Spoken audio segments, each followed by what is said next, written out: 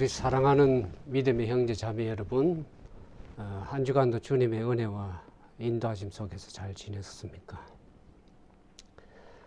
오늘은 이 새벽 예배를 함께 이 말씀을 통해서 은혜를 나누길 원합니다. 먼저 야고보서 5장 14절에서 15절에 있는 말씀입니다. 너희 중에 병든 자가 있느냐? 저는 교회 장로들을 청할 것이요 그들은 주의 이름으로 기름을 바르며 위하여 기도할지니라. 믿음의 기도는 병든 자를 구원하리니 주께서 저를 일으키시리라. 혹시 죄를 범하였을지라도 사하심을 얻으리라. 이러므로 너희 죄를 서로 고하며 병 낫기를 위하여 서로 기도하라. 의인의 간구는 역사하는 힘이 많으니라. 오늘 야고보서 5장의 사도 야고보는 너희 중에 병든 자가 있느냐라는 그런 질문을 먼저 드리면서 시작을 하고 있습니다. 오늘 우리 중에 병든 자가 있습니까? 아니라고 대답하기가 쉽지가 않을 것입니다. 이 야고보는 우리 인생의 가장 중요한 부분, 또 고난의 때, 또 형통의 때, 그리고 오늘 병중에 있을 때에 대해서 다루고 있습니다. 나는 지금 너무 건강해서 오늘 이 말씀에 해당되지 않는다고 생각하는 분은 혹 우리 가운데 계실지 모르겠지만은 건강하지 않을 때가 분명히 오는 것입니다. 질병으로부터 우리는 일평생 자유로울 수가 없습니다. 내가 질병에 걸리지 않아도 우리 주위에 또 우리 가족 중에 또 연약한 분들이 많이 계시기 때문에 오늘 이 말씀을 우리가 다시 한번 생각해 보길 원합니다. 질병은 우리 삶의 한 일부분입니다. 그래서 야고보가 너희 중에 병든 자가 있느냐라고 질문을 던지면서 이 답을 내리고 있습니다. 근데 질병을 대한 양극단이 있습니다. 한쪽은 병원에 아예 가지 않거나 약을 먹지 않고 기도와 말씀으로 낫겠다고 하는 그런 부류가 있습니다. 낫겠다고 해주자는 강한 믿음을 강조해서 치유를 바랍니다. 또 다른 한쪽은 병원에 가서 치료를 해야지 기적을 바라는 것은 맹신적이라고 여기고 기적이나 치유는 없다고 선을 그어버리는 그러한 부류도 있습니다. 우선 무조건 기적만 바라고 믿음으로 해결해야 하는 생각은 한쪽으로 치우친 주장이라고 할 수 있죠. 의술도 병원에 가서 의사가 치료를 받는 그것도 하나님의 창조의 질서 안에서 이루어지는 일반 은총이고 불신앙적인 것이 아닙니다. 뼈가 부러지고 어디가 다치고 그러면 가서 우리가 의사에게 도움을 받아야 되는 것입니다. 병원에 가서 낫는 것은 당연한 것이고 또 우리가 때로는 필요하면 그렇게 해야 됩니다.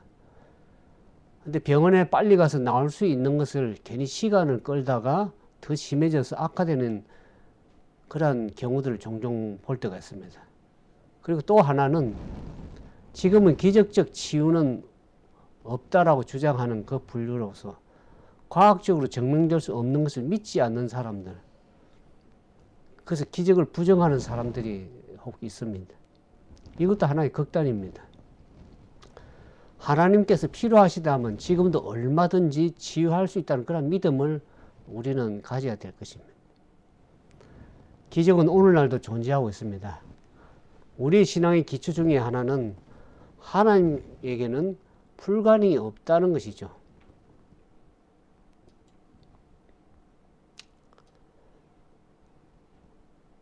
물론 무조건적인 기적만을 바라는 것, 그것은 좀 잘못된 것이라고 할 수 있죠. 사실 병을 고치는 일은 기독교 안에만 있는 것이 아니고 다른 종파에도 다른 종교에도 치유의 기적이 일어납니다. 병 낫는 것에만 집중하면 이것이 기독교인지 불교인지 무속 종교인지 알 길이 없습니다. 참 신앙을 갖기보다는 병 낫는 것에만 매달리다 보면 참된 신앙을 저버리는 경우가 있습니다. 그래서 육체는 나음을 혹 입는다 할지라도 영혼을 잃어버리는 수가 있기 때문에 우리가 조심스러운 그런 부분이라고 할 수 있습니다. 오늘날 우리가 보는 것처럼 의학이 얼마나 많이 발달했습니까? 그러나 의학으로 해결할 수 없는 일들이 수없이 많이 일어나고 있습니다. 또 의학적으로 설명할 수 없는 일들이 일어나는데 무엇보다도 우리가 질병에 대한 그 치유를 받아야 치유를 믿어야 하는 이유는 성경 때문입니다. 성경 속에서 기적을 통해서 치유하는 일들이 많이 있는 것을 보게 됩니다.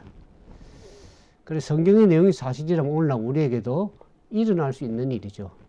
성경에서 기적을 일으켰던 하나님 오늘날도 살아계셔서 병자의 치유를 하는 그러한 기적이 있기 때문에 야고보가 이런 이야기를 하는 것이라고 생각할 수 있습니다. 그러면 우리가 하나님의 치유를 믿는다면 우리가 어떻게 해야 되는지 오늘 말씀을 통해서 살펴보길 원합니다. 성경에 보면 먼저 어떻게 합니까? 교회 영적 지도자에게 도움을 청하라고 말씀하죠. 교회 장로들을 청할 것이요 그랬습니다. 이것은 공동체성을 강조하는 것인데 한 지체에 고통당하는 것이 어떻게 합니까? 홀로 고통이 아니고 현재 공동체 안에서 다뤄서 풀어가기 위한 것이라는 것을 알 수 있습니다. 사도 바울이 말하는 이 교회가 그리스도의 몸이라고 말하는 것 일치하는 것이라고 생각됩니다. 교회에 와서 한 지체가 되면 홀로 독립된 것이 아니고 서로 공동체가 서로 연결되어 있다는 것이죠. 그래서 이러한 공동체의 몸 안에서 한 지체에 고통당하는 것이 그 사람의 고통으로 끝나는 것이 아니라 서로 연결되어 있다는 것입니다. 오늘 이 코로나 바이러스로 인해서 예배를 일시적으로 드리지 못하고 온라인으로 예배 드리기 때문에 교회가 그런 사람들을 향해서 이렇게 도움을 주고 하는 일이 참 어려운 일이라고 이렇게 생각이 들어집니다. 그래서 한 공동체 안에서 몸 안에서 한 지체의 고통이 우리 모두의 고통으로 받아들여서 함께 기도하고 다뤄야 될 그런 문제라는 것을 알게 됩니다. 특히 요즘 이제 암 환자들이 상당히 많습니다. 본인뿐만 아니라 주위의 가족이라든지 교우 중에 암 환자가 많습니다. 이 암과 같은 질병에 걸린 분들이 겪는 그 육체적인 또 정신적인 이 고통은 참으로 크다고 할 수 있습니다. 누가 그 심정을 헤아릴 수 있겠습니까? 죽음이라는 문턱에 서서 홀로 외롭게 싸운다는 것은 참 어려운 일입니다. 가족들조차도 그 문제를 온전히 이해하기가 어렵습니다. 그래서 공동체의 성숙은 한 사람 한 지체의 고통의 순간에 우리가 어떻게 반응을 할 줄 아느냐 하는 것이죠. 이 공동체는 이 따뜻하고 신중하게 배려해야 될 준비가 늘 되어 있어야 하고 또 그를 도와야 될 것입니다. 그래서 야고보는 이것을 한 개인의 고통으로 끝내지 말고 공동체 안에서 이 문제를 다뤄야 된다고 얘기를 하고 있습니다. 이 아픈 사람 입장에서 보면 자신의 아픔을 상당히 숨기고 싶습니다. 어떤 경우는 나약한 모습을 보이고 싶지 않을 때가 있어서 혼자 끌어안고 씨름하는 경우가 있습니다. 실제로 우리가 병원에 신방을 이렇게 가는 것을 거부하는 사람도 있습니다. 그래서 너무 늦은 시간에 부르는 경우가 많습니다. 자신의 아픔을 드러내고 그런 자기의 고통을 드러내고 싶은 사람들이 별로 없습니다. 그래서 알리는 것에 대한 두려움이 있고 나의 연약함에 대한 수군거리는 것이 싫어서 아마 그렇게 하는 것 같습니다. 그러나 자신의 어려움을 고백하는 것이 좋습니다. 병은 자꾸 알리라 그러지 않았습니까?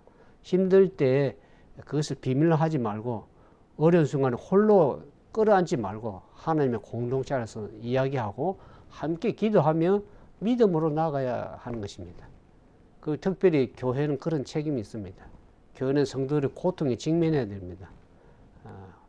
서로 고통에 대해서 깊이 나누고 서로 도움을 주고받으며 영적 지도자들이 그런 고통당하는 사람들을 돌볼 책임이 지도자에게 있습니다.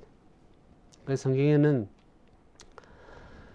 주의 이름으로 기름을 바르며 그를 위하여 기도할지니라 그렇게 야고보는 얘기를 하고 있습니다. 기름은 어떤 면에서는 치료적인 의미도 있지만 상징적인 의미도 있습니다. 환자가 고통당할 때 겪는 가장 큰 어려움 가운데 한 가지가 뭡니까? 이 소외감입니다. 함께 고통당할 때 함께 해주는 사람이 없습니다. 그렇기 때문에 환자는 이 고통 중에서 절망하면서 소외감을 느끼게 됩니다. 외로움과 소외감을 느끼고, 그래서 기름을 바른다는 것은 그냥 건성으로 대충 기도하고 그런 것이 아니라 환자의 상처, 아픔에 직면하는 것이고 가까이 다가가는 것입니다. 그래서 기름을 바른다는 것은 가까이 가서 만지는 것입니다. 따뜻한 그런 마음을 가지고 환자에게 다가가서 어루만지는 사랑의 타치라고 할 수 있습니다. 사랑하는 마음이 없이는 불가능한 것이죠. 그래서 그 타치하는 자체가 바로 힐링이 되는 것입니다. 한 걸음 더 나아가서 너희 죄를 서로 고백하라고 기도하고 있습니다. 고백하며 서로 기도하라고 그러죠. 이 부분이 상당히 중요합니다.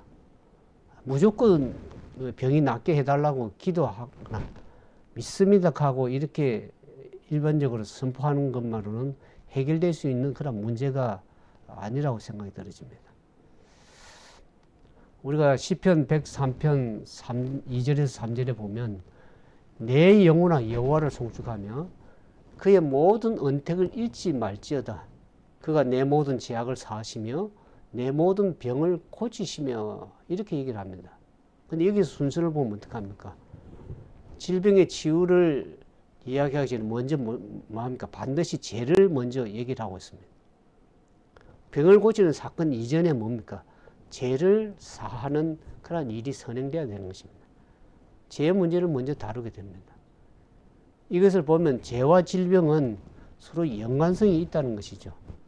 인류의 모든 불행이 어디서 왔습니까? 죄로부터 왔다는 것을 우리가 성경에서 통해서 잘 알고 있습니다. 그렇다고 해서 모든 질병이 그 사람의 죄로부터 왔다고 단정 짓는 것은 좀 올바른 일이 아니죠. 그게 무리가 될 수가 있습니다. 예를 들면 우리가 먹는 음식에서 때로는 농약 성분이 있을 수도 있고 또 유독성 있는 환경 가운데 일을 하다 보면 거기서 얻는 질병도 있습니다. 또 잘못된 약의 처방으로 인해서 병을 얻을 수도 있는 경우가 있습니다. 그것은 나의 죄 때문이 아니라 어떻게 합니까? 때로는 그런 문제적인 요소 때문에 오기 때문에 그것은 나의 죄라고 죄와 연관된 질병이라고 할 수가 없죠. 그 다음에 유전적인 요소도 있습니다. 또 나아가서 이제 이 나이가 들다 보면 오는 병들이 많습니다. 퇴행성 질병이라고 그러죠.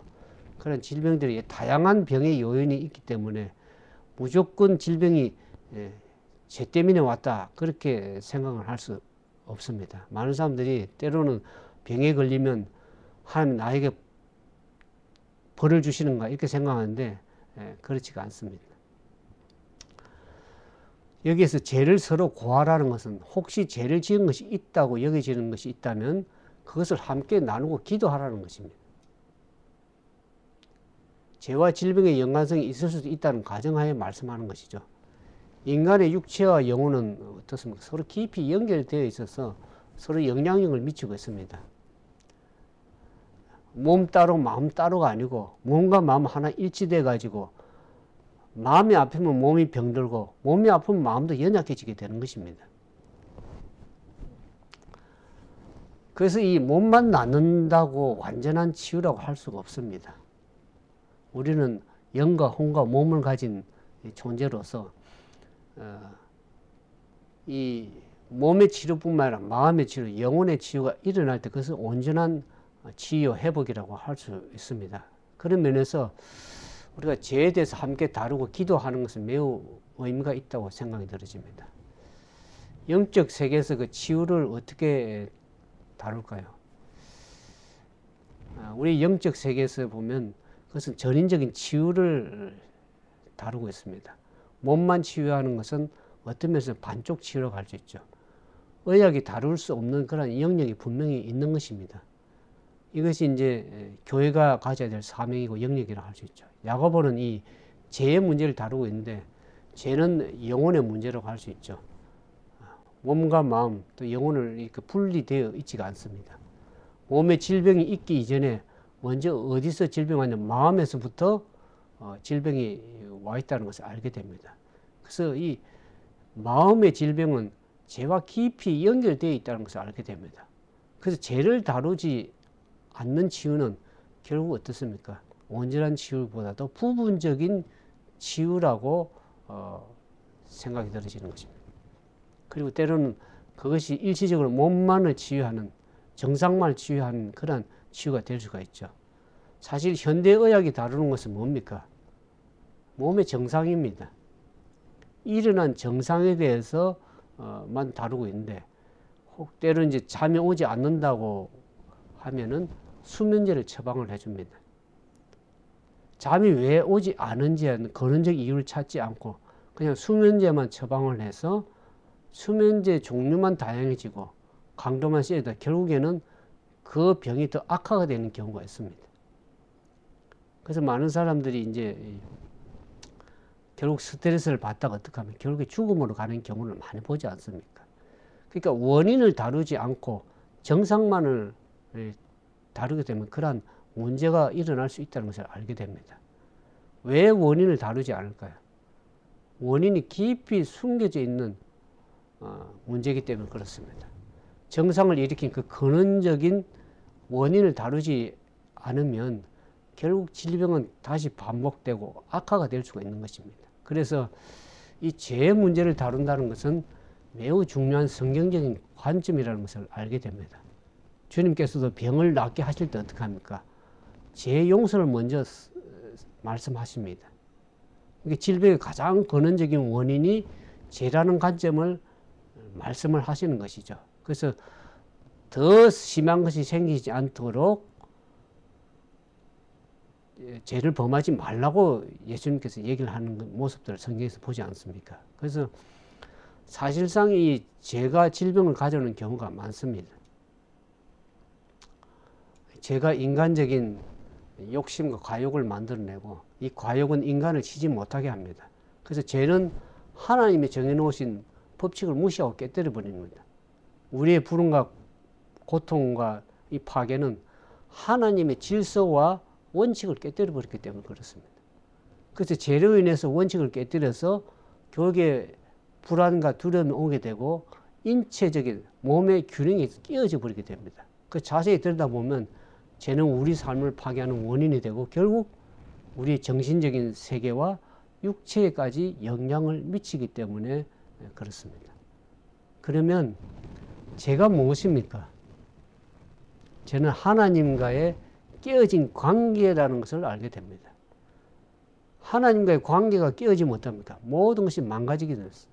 삶의 모든 영역에서 부분들이 서서히 망가지기 시작하는 것입니다. 그래서 질병뿐만 아니라 모든 영역에서의 회복은 하나님과의 관계를 풀어야만이 그 시작이 될 수 있는 것입니다. 그래서 만약 내가 질병 가운데 혹 있다 그러면 하나님께 기도하며 하나님과의 관계 안에서 이것을 여쭤봐야 될 것입니다.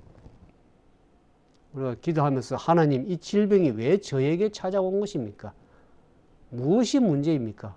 혹시 내가 하나님 앞에 해결될 문제가 있습니까? 있다면 가르쳐 주십시오.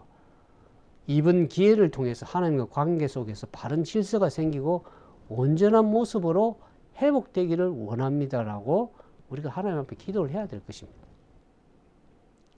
단순한 정상만을 해결하는 것이 아니라 그 정상을 일으킨 그 근원적인 문제를 하나님과 관계 속에서 물어보고 풀어나가야 되는 것입니다. 왜 그렇습니까? 인간을 지으신 분이 하나님이기 때문에 그렇습니다. 하나님과의 관계를 풀면 그 속에서 내가 보이고 내 안에 하나님의 법칙에서 벗어난 것을 찾으면 결국 질병의 원인적인 것을 우리가 찾을 수가 있는 것입니다. 우리가 사복음서에 살펴보면 예수님께서 치유를 하시지만 단순히 병을 치유하는 데 그 목적이 있지는 않습니다. 그래서 죄 용서를 먼저 선포하시고 말씀하시는 것입니다. 죄 용서를 먼저 선포하시는 것은 그 사람의 영원한 구원에 주님께서 관심이 있기 때문에 그렇습니다. 우리의 몸은 언젠가는 나이가 먹고 지내다 보면 점점 낡아져서 병이 들게 되어 있습니다. 그리고 결국엔 죽음에 가게 되죠. 그래서 예수님께서는 우리의 질병만을 치유하는 것이 아니라 그것을 통해서 어떻게 합니까?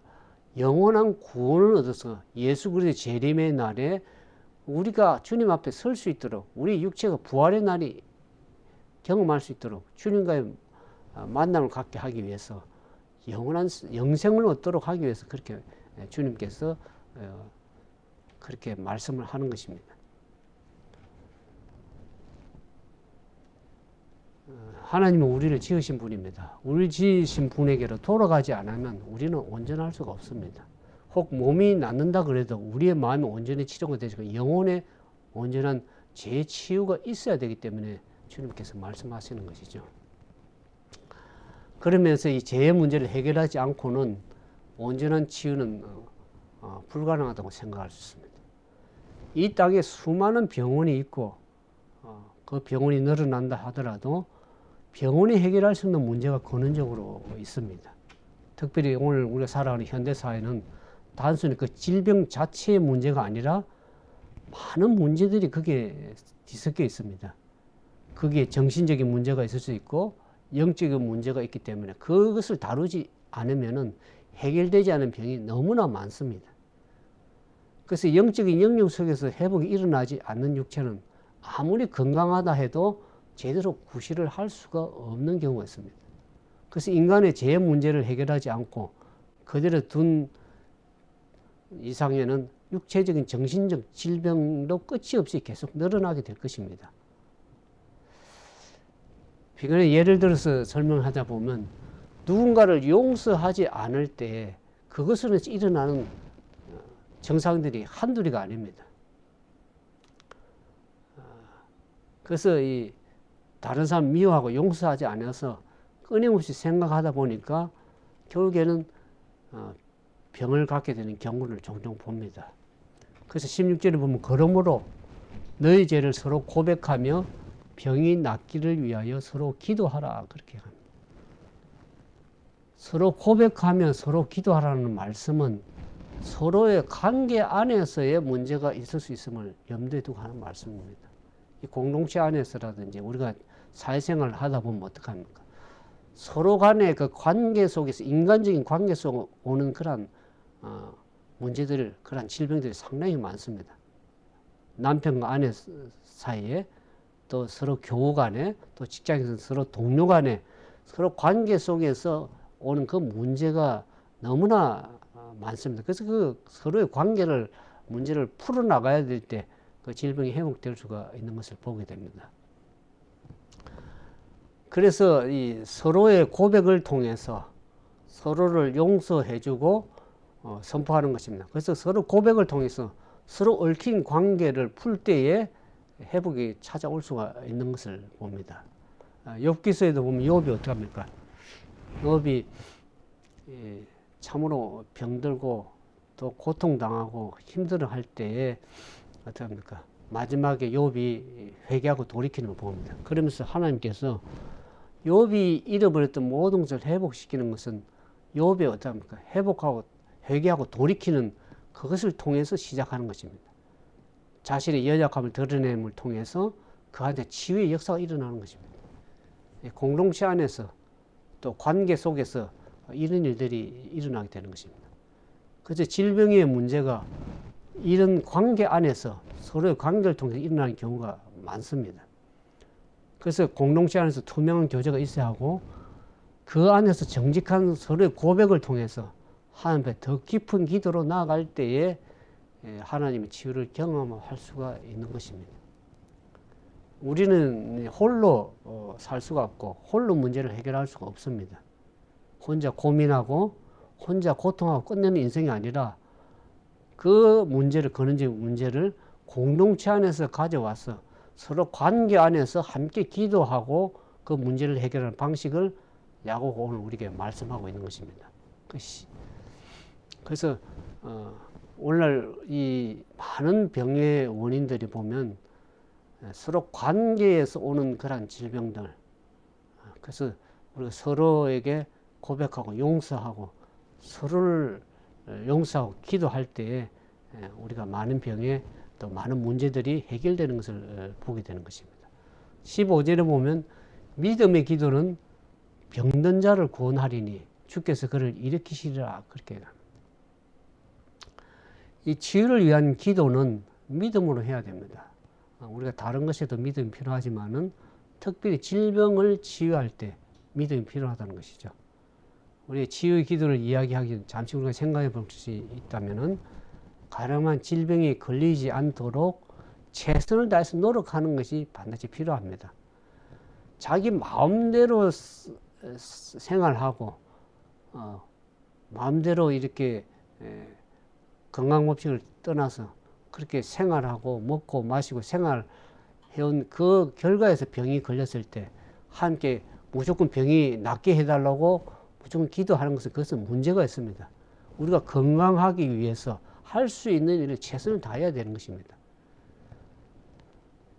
때로는 우리가 이 생활 습관도 고쳐야 되고 때로는 식생활 잘못 먹고는 생활 습관도 고쳐야 되고 또 건강을 위해서 우리가 운동들을 정기적으로 해줘야 되는 것입니다.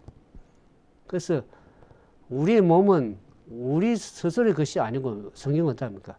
그것은 하나님의 피로 사신 몸이라고 얘기를 합니다.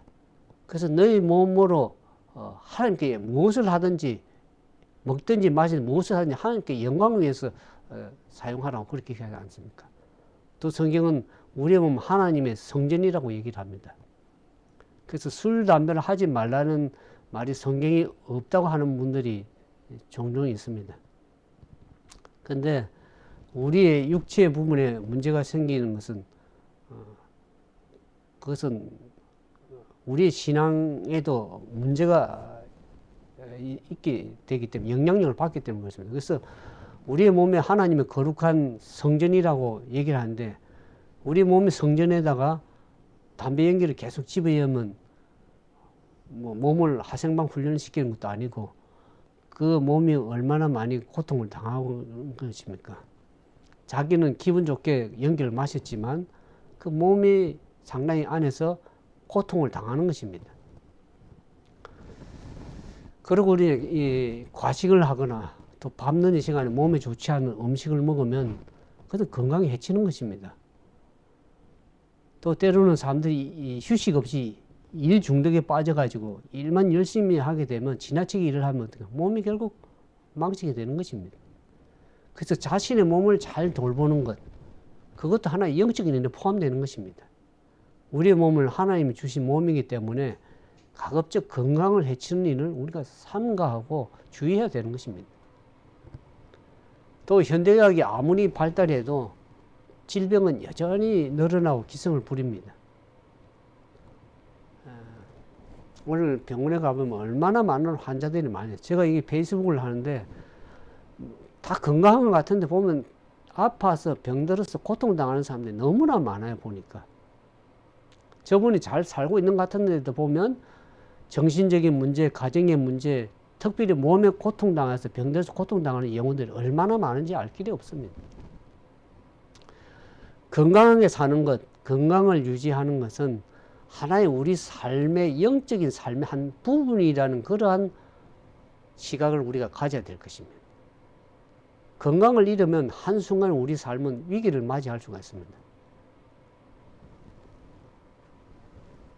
그래서 우리가 아무리 지나치게 조심을 한다 그래도 우리는 질병으로부터 자유롭지가 않은 몸입니다. 우리 허점들이 얼마나 많습니까? 아무리 건강하다는 사람들도 보면 나중에 나이가 먹다 보면 다 연약한 부분이 나타나고 그래서 고통당하는 사람들이 제 주변에도 엄청 많은 것을 보여요. 제 가족 중에도 있고 제가 아는 많은 주변 중에 질병으로부터 고통당하는 사람들이 얼마나 많은지 알 길이 없습니다. 특별히 이제 나이가 먹다 보니까 병원에 미국은 이제 어포인먼트를 해야 됩니다. 다 예약을 해서 하기 때문에 정기적으로 병원을 가는 분들이 대부분입니다. 보면. 그래서 이 질병은 그 누구에게도 찾아올 수 있는 것입니다. 그래서 그리스도인들이 병에 걸렸을 때는 치유의 기도가 반드시 필요합니다. 그래서 그 예수님께서도 그분의 사역 가운데 보면 병자를 치유하는 데 많은 시간들을 사용한 것을 보게 됩니다. 그 예수님의 중요한 사역 가운데 보면 성경에도 보면 세 가지 사역이 나오죠. 프리칭, 말씀을 가르치고 설교하는 말씀을 전하는 그 일이 사역 가운데 있었고, 또 그 다음에 이제 가르침, 티칭, 말씀을 늘 가르치죠. 그 다음에 힐링, 치유하는, 병자를 치유하는 일이 그분의 주요한 세 가지 사역이라고 할 수 있습니다. 그래서 예수님의 사역을 보면 그 사역, 병자를 치료하는 그 사역을 많은 시간들을 들였는데 그 병자들을 예수님이 가는 곳곳마다 그 병자들 많은 곳을 병자들 꼭 치유해서 예수님께 온 분들이 병을 치료받지 못하고 가는 경우가 거의 없었다는 것을 알게 됩니다. 예수님께서도 12제자를 불러셔서 어떡합니까? 그들에게 능력을 주실 때 귀신을 제어하고 병을 고치는 능력을 주셔서 하나님 나라를 선포하고 그렇게 내보내시는 모습을 우리가 보지 않습니까? 예수님께는 어제도 제가 말씀을 드렸지만 12의 혈액병 앓는 여인을 믿음으로 치료한 것을 보게 됩니다. 그 다음 문둥병 환자, 그 다음에 맹인, 또 안전뱅이, 이런 불치의 병자들을 고치는 모습도 우리가 종종 봅니다. 그래서 현대의학을 통해서 질병을 치유하는 것은 물론 중요합니다. 그러나 우리가 한 가지 유의해야 될 것은 그러한 편리한 우리가 의학 기술이나 이런 문명 속에 살다 보면 우리도 모르게 믿음의 기능들을 약화버리는 경우가 있습니다.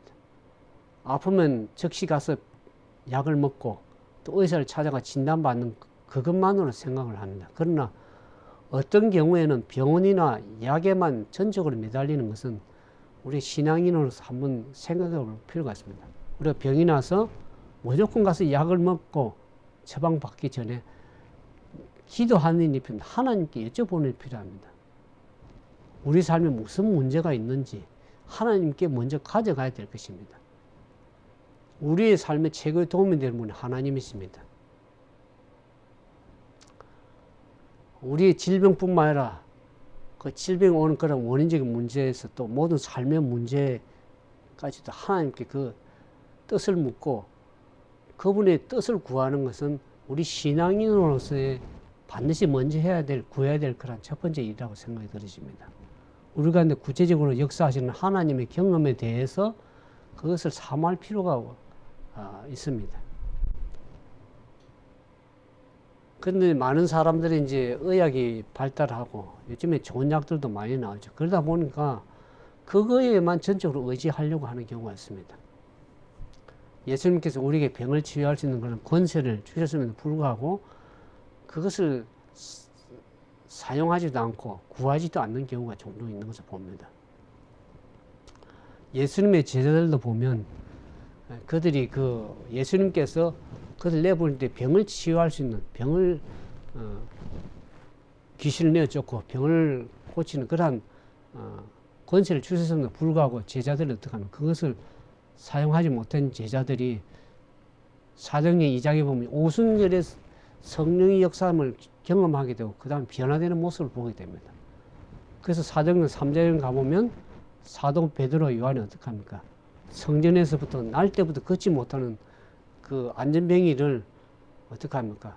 예수님의 나사렛 예수 이름으로 병을 고친 일이 있지 않았습니까? 수없이 성전을 드나들었지만 한 번도 구체적으로 그 사람을 향해서 믿음의 행위를 한 적이 없었던 그들이 성령의 임재를 경험하고 난 이후였던 겁니다. 오순절의 사건이 난 이후에 그들의 내면의 성령의 역사심을 통해서 어떻게 합니까? 그들이 믿음을 갖게 되니까 그 안전뱅이, 구걸하는 안전뱅이에게 어떻게 선포합니까? 은과 금은 내게 없지만은 내게 있는 것을 내게 주는 곧 나사렛 예수의 이름으로 일어나 걸으라 그렇게 선포합니다. 그때 한 번도 일어나지는 못했는 그 안전뱅이가 어떻게 합니까? 일어나는 역사가 보게 되지 않습니까?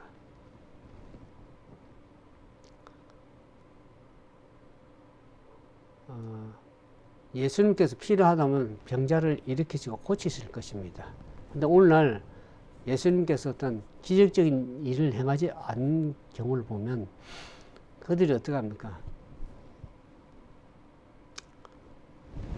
예수님만 병자를 치유하는 것, 사단도 오늘날 마지막 시대에도 역사를 하는 것입니다. 병을 치유하고 기적을 일으키고 그렇게 합니다. 그러니까 이것이 하나님의 역사인지 사단의 역사인지 구분하지 못할 때 맞습니다. 그러나 하나님이 이 병자에게 꼭 치료해야 될 그런 일이 필요하다 그러면 얼마든지 주님은 그 역사를 일으킬 수 있는 겁니다. 우리에게는 그것이 기적이라고 생각되지만 하나님 편에서는 기적이 아니고 얼마든지 할 수 있는 것입니다. 야고보는 오늘 우리에게 치유를 믿고 기도하라고 얘기를 합니다. 특별히 얼쑤러서 감당할 수 없는 그 영역의 일들이 있기 때문에 하나님께서 하나님을 전적으로 신뢰하고 그분께 믿음으로 나아갈 때 하나님의 치유를 경험할 수가 있는 것입니다. 그러면서 15절을 보면 믿음의 기도는 어떻게 합니까? 병든 자를 구원하려는 주께서 그를 일으키시라 하는 그런 믿음의 기도를 하라고 그러죠. 믿음은 질병을 걸리는 사람도 필요하지만 중요한 것은 그 병자를 위해서 기도하는 그 사람의 믿음이 중요하다는 것을 얘기합니다. 하나님께서 우리에게 치유를 일으키실 때 하신 일 중에 한 가지가 보면 우리 안에 믿음을 불러일으키는 것입니다. 과학이, 의학이 발달해 갈수록 우리의 믿음보다 어디에 많이 의존합니까? 과학에 의존하고 의술에 의존하는 그러한 점차적인 그런 시대가 되어버렸습니다. 그래서 오늘 우리에게는 우리의 믿음을 좀 더 강화시킬 필요가 있습니다. 어떤 문제에 직면해서 그 문제에 그냥 굴복해가지고 거기에 순응하기보다는 믿음으로 맞서라는 것이죠. 특히 우리 시대가 얼마나 악한 시대가 되었습니까? 하나님의 존재를 부정하라는 그러한 세상적인 그러한 속에서 우리의 믿음의 역사 증거들이 우리 가운데 일어난다 그러면 복음 전도에 얼마나 좋은 영향력을 갖겠습니까?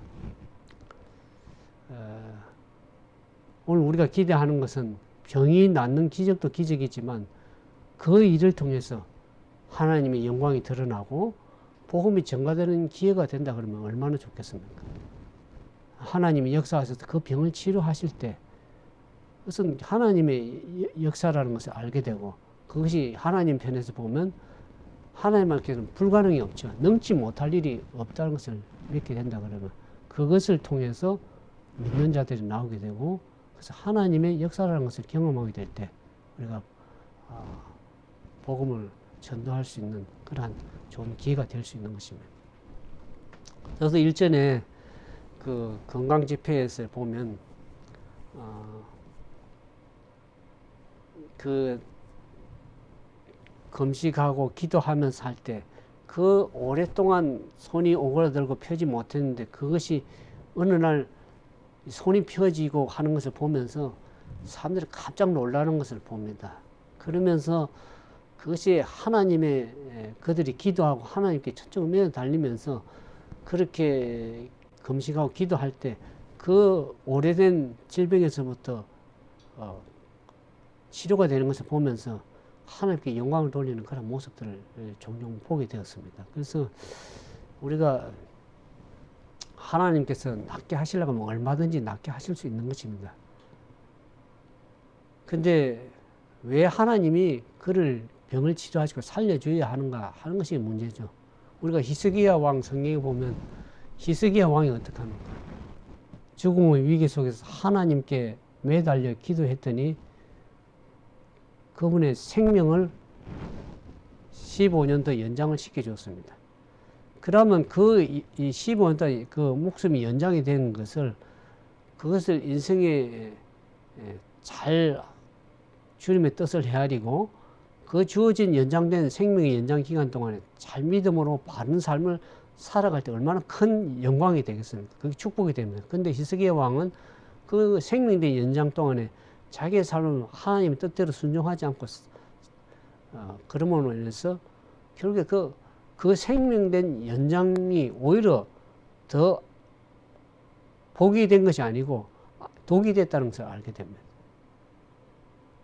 오늘 우리는 우리의 생명이 때로는 하나님의 은혜로 말미암아서 덤으로 주어지는 인생을 살 때가 있습니다. 저 역시도 마찬가지입니다. 많은 고통 가운데서 어떤 때는 내 인생이 덤으로 살고 있다 그런 생각을 할 때가 있습니다. 그럴 때 그 하나님과 관계 속에서 그거 내가 당하는 고통 그 문제가 결국에는 궁극적으로 하나님 뜻이 무엇인지를 그것을 분명히 생각하고 그래서 그 뜻 안에서 바르게 살아갈 때 그 질병의 치료는 축복이 되고 생명의 연장은 그에게 은혜가 되고 축복이 되는 것입니다. 그래서 우리는 그 질병 자체에 초점을 맞추는 것이 아니라 우리가 과연 주님에 대한 어느 정도의 믿음을 가지고 있는가 하게 바른 믿음의 관계 속에 살아가고 있느냐가 중요합니다.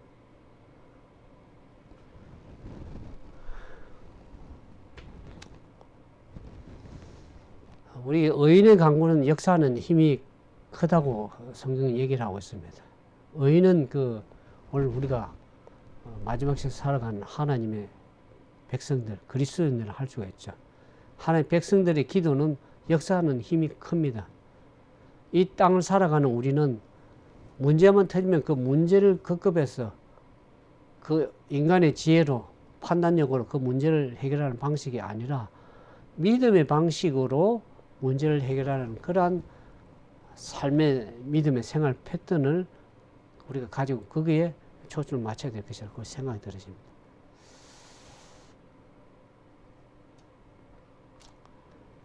믿음의 기도는 병든 자를 일으킨다고 얘기를 하고 있습니다. 이 말씀을 우리가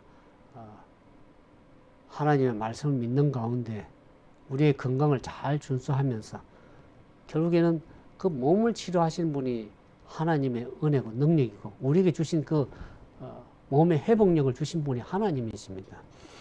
그래서 결국 하나님께 거둔 모든 영역에 걸쳐서 믿음으로 나아가야 될 것이고 믿음의 이 법칙으로 질병뿐만 아니라 오늘 우리 현실에 사는 모든 문제를 믿음을 가지고 주님 앞에 나아가야 될 것입니다. 오늘 여러분이 겪는 여러 가지 질병과 그 연약함을 인해서 하나님께 더 가까이 나아가고 하나님의 역사를 체험하는 그러한 은혜가 우리 가운데 있길 진정으로 축복을 드립니다. 예수님께서 병자를 치유하실 때 그 병만을 치료하기 위해서 환자를 치유하고 고쳐주시는 것이 아니라 그의 영원한 생명을 위해서 우리 일시적으로 병이 들어서 고통당하고 때로는 죽을 수 있습니다. 그러나 우리는 영원한 생명을 영원히 사는 것이 더 중요한 문제고 주님이 그것을 위해서 병자를 치료하시고 구원해 주신 것을 우리가 생각하면서 우리가 믿음으로 기도하고 혹 우리 가운데 그 병이 죄로부터 왔다 그러면 주님과의 관계 속에서 죄 문제를 근원적으로 해결하고 주님과의 관계 속에서 해결하는 가운데 우리의 질병도 서서히 회복되고 그래서 영원한 생명까지 영생까지 얻는 그러한 축복이 우리 가운데 있기를 진정으로 바라면서 오늘 말씀을 마치도록 하겠습니다. 함께 기도하겠습니다.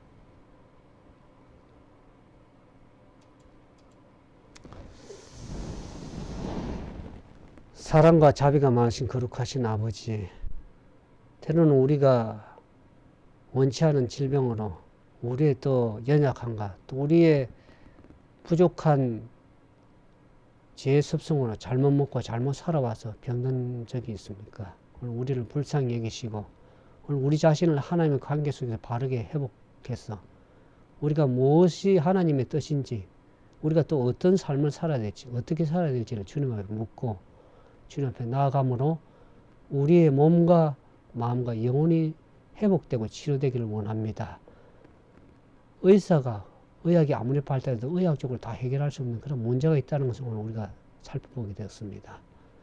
근원적으로 오는 그러한 질병의 원인들을 주님 앞에 묻고 우리가 잘못 살아왔다면 바른 삶을 살아가면서 주님 앞에 믿음으로 나아가며 우리의 영혼의 구주가 되시고 우리의 치료가 되신 예수님 앞에 나아가서 믿음으로 치료받고 또 주님과의 관계성에서 믿음으로 회복되는 그런 놀라운 역사가 우리 가운데 있기를 원합니다.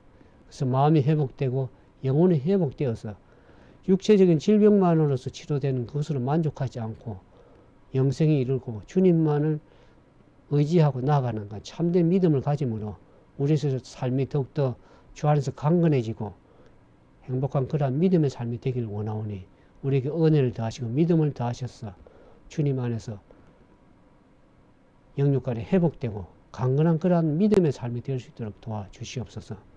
이제는 주님의 오심이 심히 가까운 이때 여러 가지 질병과 고통과 사고 가운데 우리가 처할 때 그 문제를 주님 앞에 내어놓고 주님과 관계 속에서 해결해 나가는 그런 아름다운 믿음의 선택을 해 나가는 우리 모두가 될 수 있도록 도와주시옵소서.